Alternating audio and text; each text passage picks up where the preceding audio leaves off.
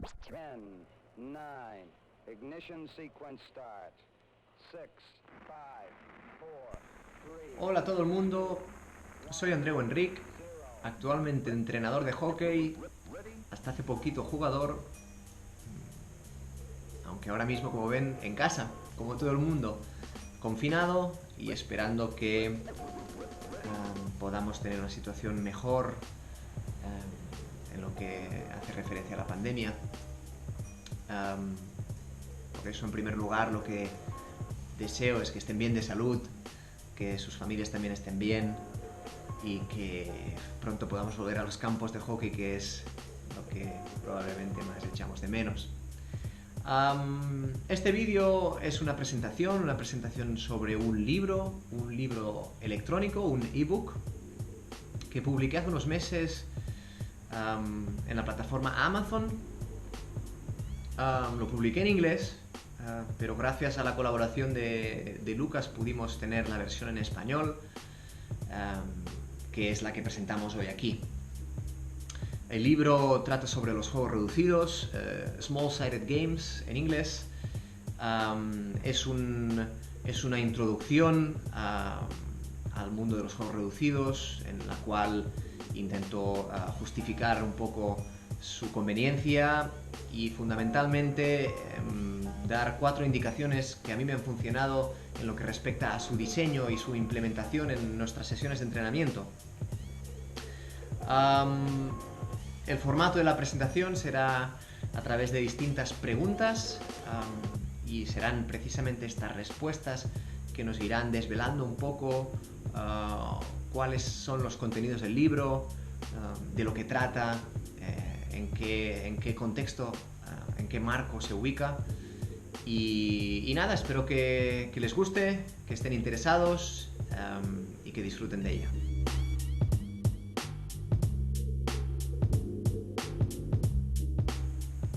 Vamos a ver respecto a las facetas que se pueden entrenar en el desarrollo del jugador. Primero tenemos que entender que el mismo deporte del hockey en su práctica normal ya desarrolla todas las facetas y todas las dimensiones del jugador a su vez de forma simultánea. Esto es la faceta condicional, la faceta coordinativa, la faceta cognitiva, que tiene que ver con la toma de decisiones tácticas dentro del campo, pero también la faceta creativa, la faceta de la fortaleza mental, el manejo de las emociones y finalmente también la capacidad de relacionarse efectivamente con los otros compañeros. Estas 6 dimensiones, 6 estructuras, como las nombró Paco Seirulo, son 6 estructuras que en la práctica se desarrollan a su vez y que precisamente lo que tenemos que conseguir como entrenadores es optimizar estas 6 estructuras. A través de los juegos reducidos, evidentemente, se trabajan todas, igual que a través del juego 11 contra 11. Aquí lo importante no es qué nos puede dar de más el juego reducido, sino que dejemos de perder el desarrollo de estas estructuras con el diseño de algunos ejercicios que simplifican demasiado la propia lógica interna del juego. Por tanto, en este sentido, el juego reducido respeta la naturaleza del hockey y aquí está su valor.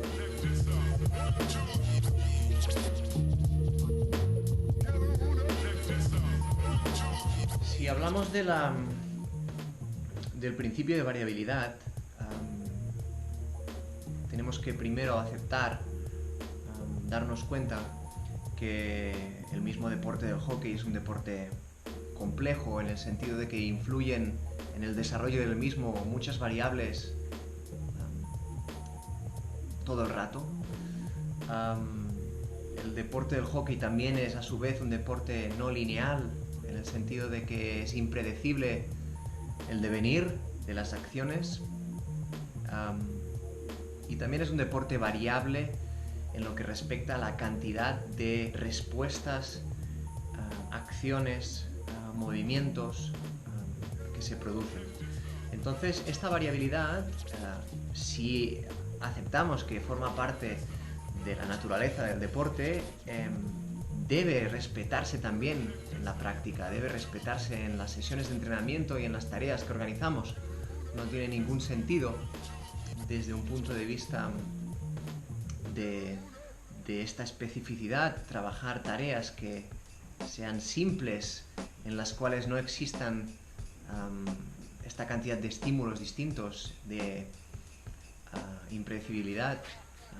¿Cuántas veces vemos entrenadores que preparamos ejercicios en los cuales una vez termina el ataque, termina el ejercicio y el defensa ya ha terminado?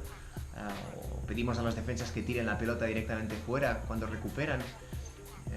Lo que hacemos es simplificar demasiado el juego, y al simplificarlo demasiado se pierde la capacidad de transferir el conocimiento, la habilidad que se consigue en esas tareas a la práctica real, porque lo que estamos entrenando difiere demasiado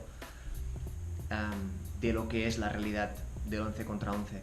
Entonces, si queremos realmente respetar la naturaleza del juego, nuestras tareas tienen que ser variables. Y esto también significa, en esta variabilidad también se incluye las distintas tareas que tenemos que hacer. No siempre utilizar la misma tarea, aunque sea una tarea que sea específica del deporte y que por tanto sea buena. También el cambiar de tareas, el adaptarse como jugador a distintas reglas, a distintas limitaciones, a distintos objetivos, a un distinto número de jugadores.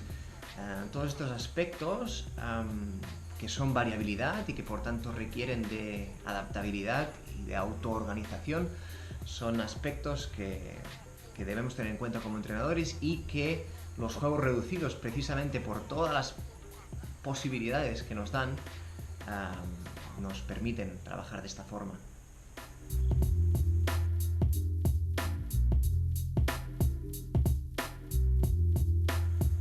Respecto a la conveniencia sobre la utilización de los juegos reducidos durante la semana, en mi caso, personalmente pienso que es total. No será por el juego reducido como tal que un entrenamiento dejará de ser más adecuado o menos en función del día de la semana en que estemos. En todo caso, dependerá del juego reducido, de sus características y de lo que exija al jugador en términos de carga, en términos de desgaste, en términos de fatiga, de estrés. Será el propio juego reducido el que será más adecuado o menos, y por tanto aquí la responsabilidad será del entrenador en su diseño, que tendrá que adaptar el juego al momento y al jugador. Pero desde una perspectiva de un ciclo semanal, con sus singularidades de cada día, el juego reducido debe ser, bajo mi punto de vista, el recurso más utilizado. También comentas si hablamos de la técnica individual, porque muchas veces entendemos que el trabajar en juegos reducidos es como una cosa distinta a la técnica individual, como que nos estamos perdiendo algo. Nada más lejos de la realidad. Es precisamente en el contexto del juego cuando la técnica individual toma más relevancia, y cuando precisamente se mejora de una forma más efectiva esta técnica individual, porque aquella técnica individual, si la entendemos como la ejecución particular de una decisión táctica, que mejor que entrenarla precisamente en el contexto en el que esta decisión tiene lugar. La técnica individual, por tanto, necesita de este contexto y de esta variabilidad para ser mejor entrenada. Esto no significa que a nivel puntual y como complemento en nuestra preparación podamos dedicar tiempo con nuestros atletas para tratar de mejorar algún aspecto motor en concreto, porque sí que es verdad que hay cada atleta tiene evidentemente sus patrones motores singulares, pero sí que es verdad que hay algunos que resultan más eficaces que otros, y hay errores en este caso o ineficiencias desde un punto de vista motor que deben ser tratadas, deben ser corregidas, si se me permite. Pero esto se consigue con con tiempo, con mucha atención, con mucha concentración, con una correcta metodología. Lo digo porque muchas veces entendemos que la técnica individual es sencillamente hacer un ejercicio de tiros a portería y que acumulen repeticiones. Y quizá no hay nada peor que un jugador que tiene alguna limitación motora en el gesto técnico, permitirle que repita y repita, porque probablemente después será más complicado deconstruir ese gesto para conseguir uno de mejor. Entonces la técnica individual para mí la entiendo como un complemento muy específico, muy bien planeado y detallado con el atleta en singular. Para mí esta es la combinación ideal.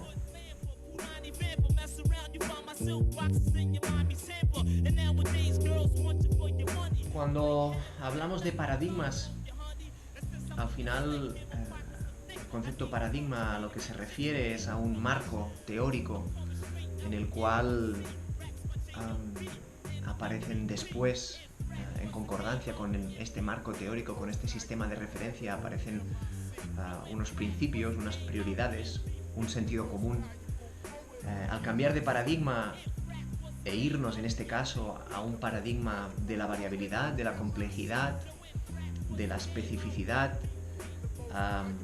lo que pretendemos es dejar atrás otro paradigma. Este otro paradigma sería el paradigma de la especialización, del analítico, del reduccionismo, de la linealidad, un paradigma por el cual entendíamos los entrenadores que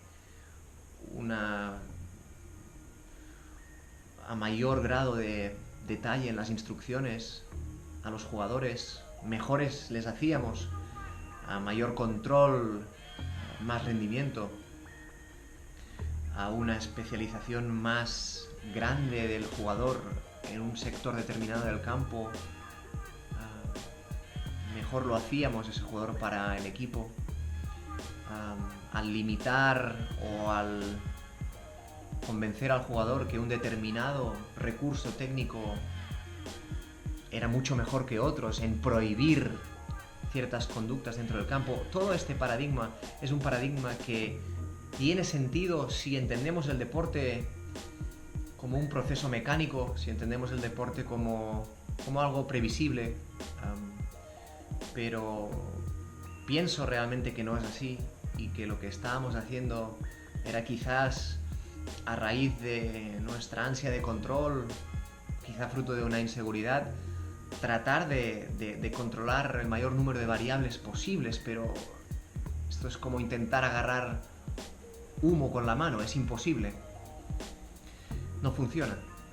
Y pienso que el nuevo paradigma nos permite entender el hockey desde una visión mucho más abierta, aceptando que no se puede controlar todo, aceptando la incertidumbre y precisamente dotando al jugador de esta capacidad de autoorganización, de adaptabilidad, de multifuncionalidad. Estos son los nuevos principios que este paradigma de la complejidad recoge, y pienso que el juego reducido como herramienta encaja mucho más en este paradigma que no en un paradigma antiguo en el que quizás lo que nos dedicábamos a diseñar circuitos, movimientos concretos, sucesiones. Pienso que en este sentido el juego reducido nos puede ayudar más.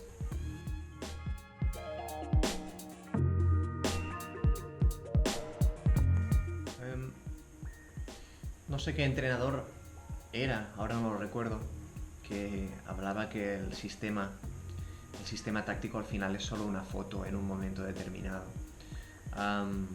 Dependiendo del sistema táctico que puedas tener en mente, vas a ver la estructura más o menos veces en el campo. Es más el sujeto que proyecta su sistema en el campo y lo termina viendo que exista este sistema realmente mientras se practica el juego.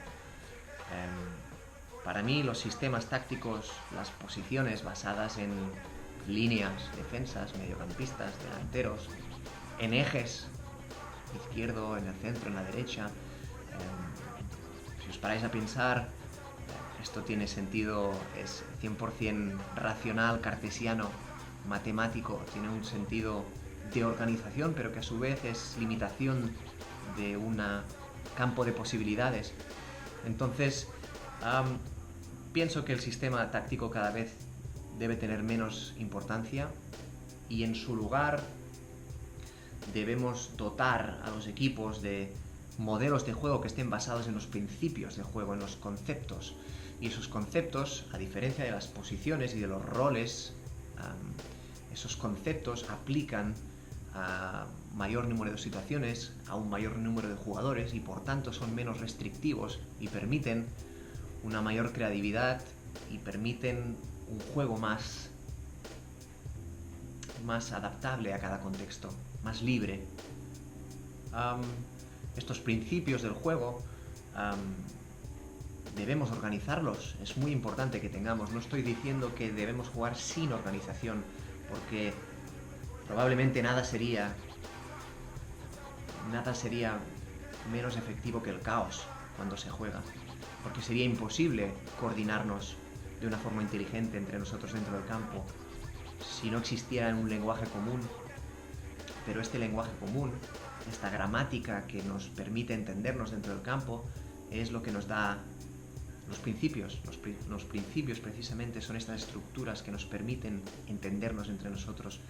Y como entrenadores tenemos la responsabilidad de definir estos principios, de diseñar un modelo de juego que contenga principios en las fases ofensivas, defensivas, en ambas transiciones. Pienso que este ya es actualmente la situación en la mayoría de equipos de alto rendimiento, ya se está trabajando así. Esto no significa que no puedan existir disposiciones preferentes en el espacio más que otras, ¿eh? No estoy diciendo que no se deba pensar si es mejor ocupar la amplitud más arriba o más abajo en el campo, pero el centro de la táctica debe girar, debe residir en los principios y no en un dibujo particular u otro.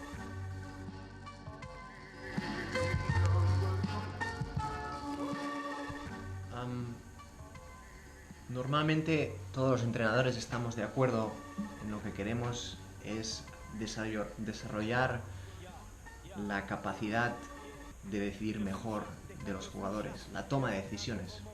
Queremos que sean más inteligentes, desarrollar su sentido del juego. Muchas veces hemos pensado que este proceso de toma de decisión funciona cuando el jugador percibe el entorno. Después el jugador compara aquello que percibe con un marco de referencia, con una referencia que está en su memoria. A partir de esa comparación se llega a una inferencia y de esa inferencia sale una decisión que después se ejecuta desde un punto de vista motriz.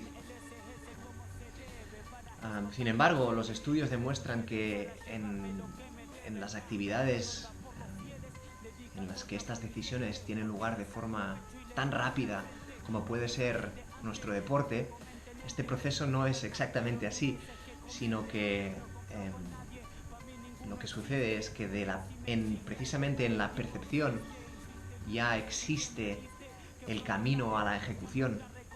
Eso es lo que Gibson denominó la percepción directa y responde mucho más a la realidad, que realmente cualquier persona que haya jugado al deporte sabe que muchas veces las decisiones se toman sin haberlas reflexionado, sin haber evaluado ese contexto.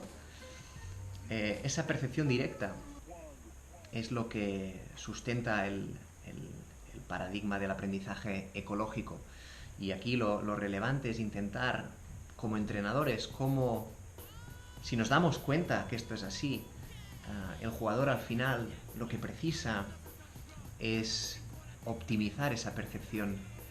Y optimizar la percepción significa que es en el contexto donde tenemos que dirigir la mirada. Y esa dirección de mirada es una dirección de mirada que tiene que ir acorde a unas prioridades, aquello que entendemos que es más relevante del campo de posibilidades, aquello que entendemos que es más relevante atender. Si esa mirada tiene una direccionalidad y una intención, es mucho más probable que estos estímulos que se perciben no sean útiles a la hora de ejecutar esa decisión.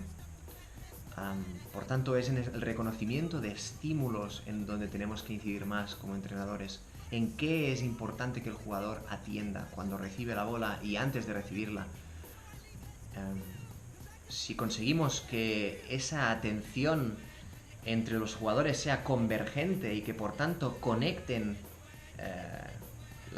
estas percepciones, encuentren ese nexo común de conexión entre los jugadores, a partir de ahí es de donde va a emerger de forma natural el comportamiento coordinado colectivo.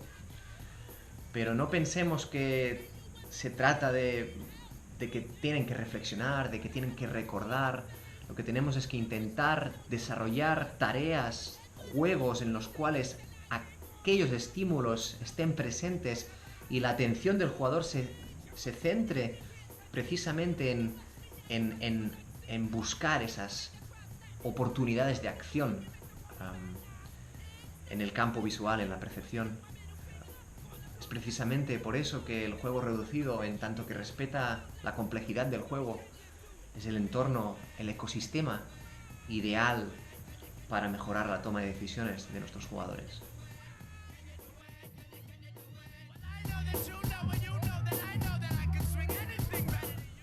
El juego es la base, debe ser la base del entrenamiento, y eso no tiene por qué significar que lo es a partir de una cierta edad. Por tanto, el juego reducido puede aplicarse en cualquier edad para formar a nuestros jugadores. De hecho, es lo que mejor nos funcionará. Aquí mi recomendación o mi punto de vista es que es precisamente en etapas inferiores, hasta, digamos, la edad de especialización, que estaría alrededor de los 12, 14 años, hasta ese momento el juego tiene que ser la base de nuestra práctica con los niños y las niñas. Juegos que evidentemente pueden ser distintos, pero el diseño del juego será el mejor maestro. ¿Cuántas veces vemos entrenadores de estas categorías parando el entrenamiento, explicando, incluso pintando en una pizarra, cosa que es cómica, porque un niño no está preparado mentalmente para entender que eso es una representación del campo y evidentemente entender las señales es una tontería.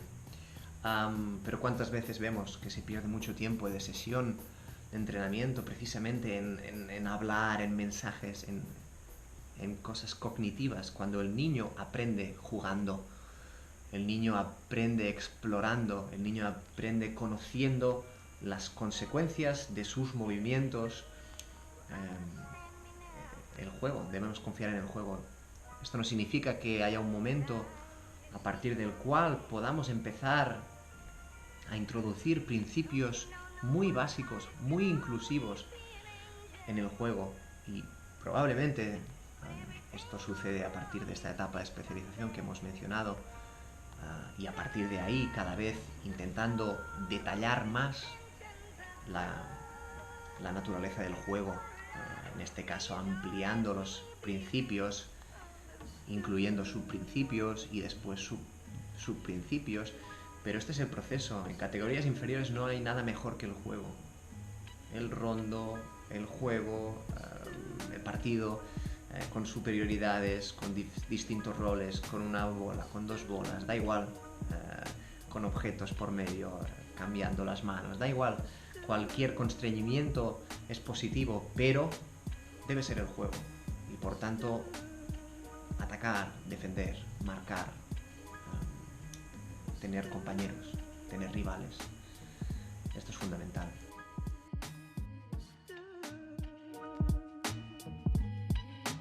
Sí, en el libro está organizado de la siguiente forma. Hay, en primer lugar, una pequeña introducción teórica sobre los juegos reducidos, sobre el paradigma de la complejidad.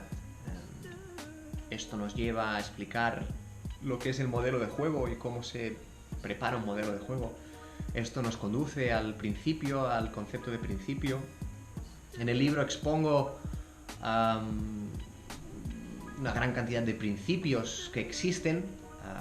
Existen infinitos principios en el hockey, en realidad.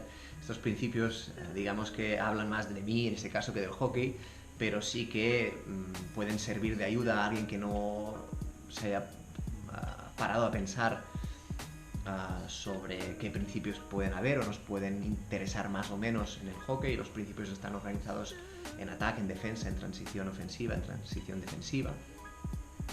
Después, lo siguiente que se habla en el libro es de todos los posibles constreñimientos que podemos tener en cuenta cuando diseñamos un juego reducido. Los hay en muchísimas categorías distintas y en cada categoría hay un montón de constreñimientos distintos. En el libro hay un buen resumen de al menos todos los que se me ocurren a mí, de todos los que he puesto en práctica como entrenador, pero evidentemente también hay más. Y lo bonito será que cada uno encuentre nuevos y piense en formas distintas de alterar un poco el juego para precisamente intentar conseguir un determinado comportamiento de forma más preferente a otro. Y después, por último, en el libro hay 50 ejemplos de juegos reducidos. Cada ejemplo tiene su diagrama, tiene su descripción y tiene un pequeño cuadro en el cual indico qué principios de juego se trabajan de forma preferente en ese juego reducido en particular. Principios que previamente hemos explicado. Entonces sí, hay 50 ejemplos.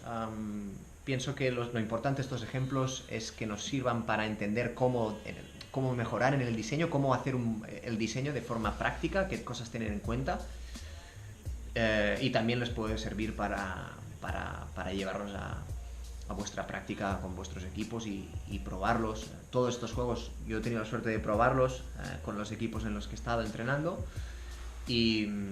pero al final, como siempre, aquí la gracia será que cada uno adapte lo que le funciona y cada uno aporte sus innovaciones y vaya continuando el camino de este diseño de juegos reducidos de forma autónoma y en su proceso con su equipo.